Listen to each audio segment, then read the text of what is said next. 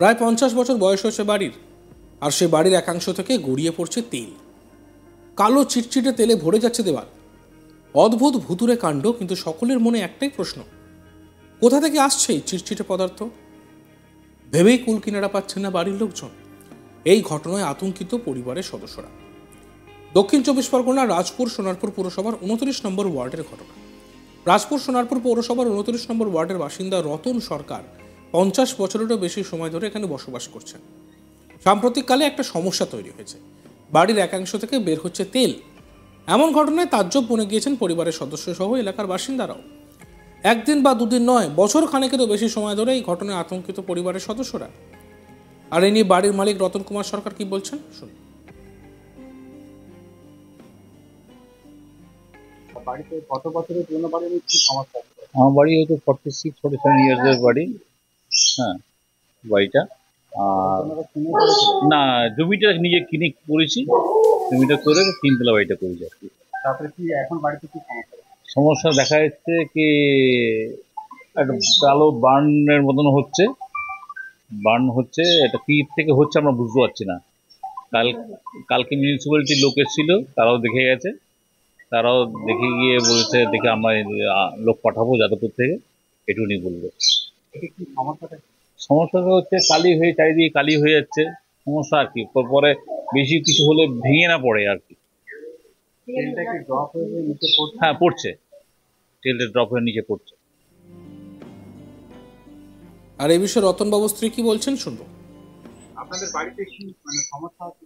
Problem হচ্ছে, আমি 2023 সালের মে মাসে আমি কালার করালাম বাড়িটাকে।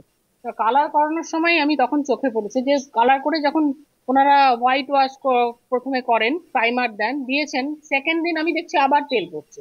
আমি ওনাদের বললাম যে কি হয়েছে ব্যাপারটা, তোমরা ঠিক করে পরিষ্কার করনি।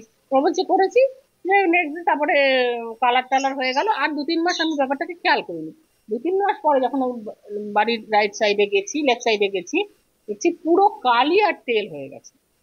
ওই লেফট সাইড থেকে আস্তে আস্তে এই 1.5 বছরে 2 বছরে আস্তে আস্তে জিনিসটা সামনের দিকে আসছে, এবং পুরো তেল কালি তেল আস্তে আস্তে নিচ থেকে ওপর দিকে উঠছে, সানসেটে চলে যাচ্ছে, নিচে তেল ড্রপ ড্রপ পড়ছে।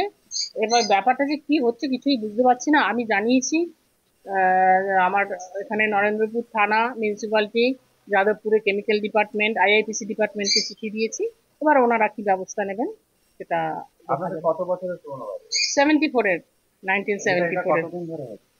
এটা হচ্ছে বিগত প্রায় 2 বছর এখনো হয়নি। একতলাটা 50 ইয়ার্স, দোতলাটা প্রায় 30 ইয়ার্স, আর 3 তলাটা 22 ইয়ার্স হয়ে গেছে।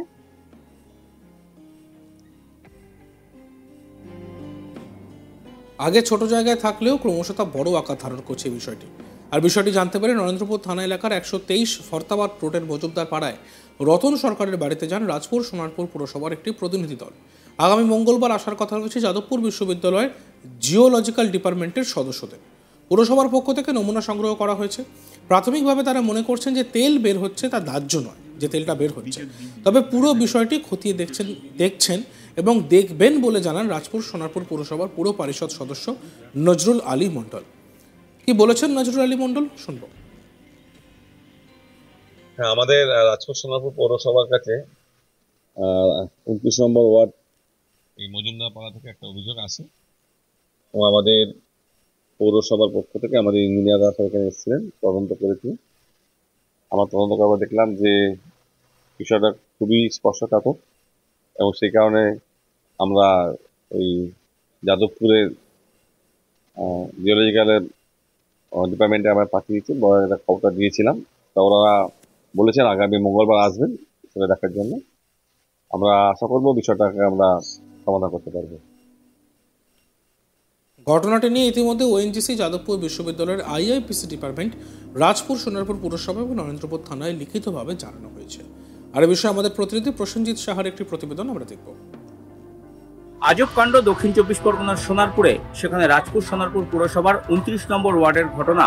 আর সেই 29 নম্বর ওয়ার্ডে রতন সরকার নামে এক ব্যক্তির বাড়ি থেকে কার্যত ক্রমাগত তেল বের হচ্ছে।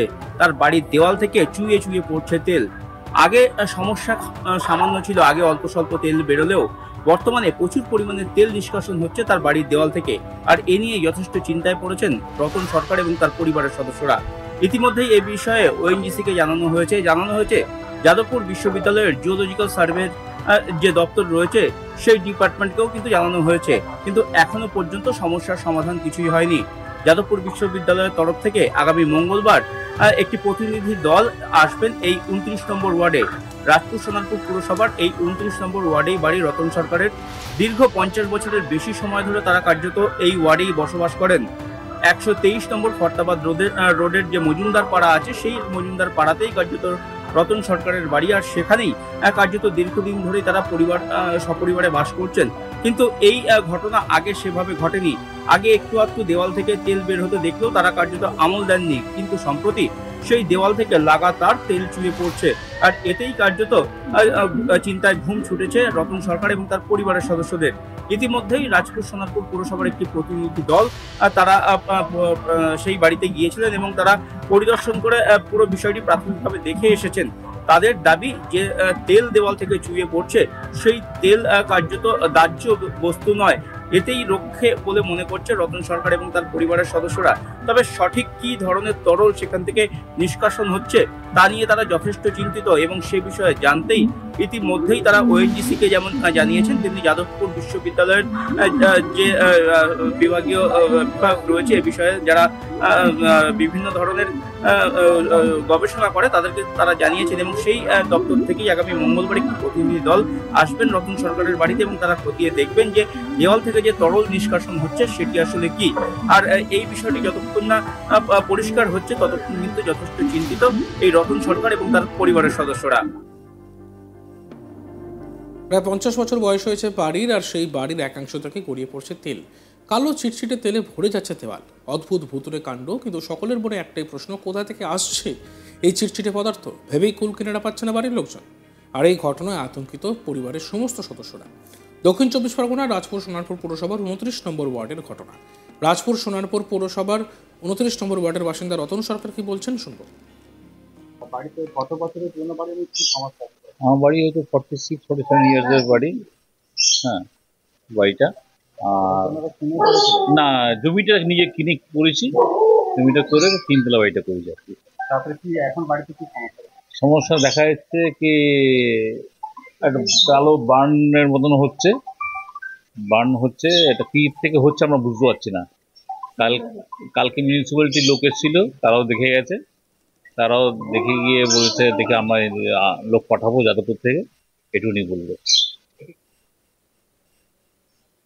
দেখতে থাকুন আজ তাক বাংলা। আমাদের হোয়াটসঅ্যাপ চ্যানেলটিকে ফলো করবেন, আমাদের ভিডিওসগুলো ভালো লাগলে লাইক করবেন, কমেন্টস করবেন, শেয়ার করবেন এবং আমাদের ইউটিউব চ্যানেলটিকে সাবস্ক্রাইব করতে ভুলবেন না।